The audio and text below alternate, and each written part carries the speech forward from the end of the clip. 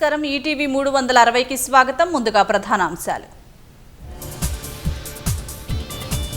వర్షాలు తగ్గిన ఉమ్మడి నిజామాబాద్ మెదక్ జిల్లాల్లో తగ్గని వరద, ఇంకా జల దిగ్బంధంలోనే కొట్టుమిట్టాడుతున్న లోతట్టు ప్రాంతాలు. వర్షాలకు అతలాకుతలమైన జిల్లాల్లో ముమ్మరంగా సహాయక చర్యలు. ఇప్పటి వరకు 1400 మందిని రక్షించినట్లు అధికారులు వెల్లడి. వరద ప్రభావిత ప్రాంతాల్లో ఏరియల్ సర్వే నిర్వహించిన సీఎం. పంట నష్టంపై యుద్ధ ప్రాతిపదికన అంచనాలు సిద్ధం చేయాలని ఆదేశం. రాష్ట్ర వ్యాప్తంగా 21 ప్రాంతాల్లో 20 సెంటీమీటర్లకు పైగా వర్షం నమోదు. నేడు 6 జిల్లాల్లో భారీ వర్షాలు కురుస్తాయన్న వాతావరణ శాఖ. హైదరాబాద్ చెన్నై మధ్య బుల్లెట్ రైలుకు కేంద్రం ఆమోదం. సిఆర్డీఏ మార్గంలో అలైన్మెంట్కు ప్రాథమికంగా పచ్చజెండా.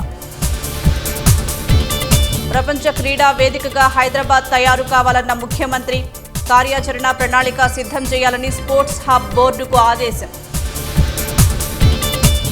75 ఏళ్లకు రిటైర్ కావాలన్న ప్రచారాన్ని తోసిపుచ్చిన ఆర్ఎస్ఎస్ చీఫ్. తానెప్పుడూ అలాంటి వ్యాఖ్యలు చేయలేదన్న మోహన్ భాగవత్. భారత్ కెనడా మధ్య మెరుగుపడిన సంబంధాలు.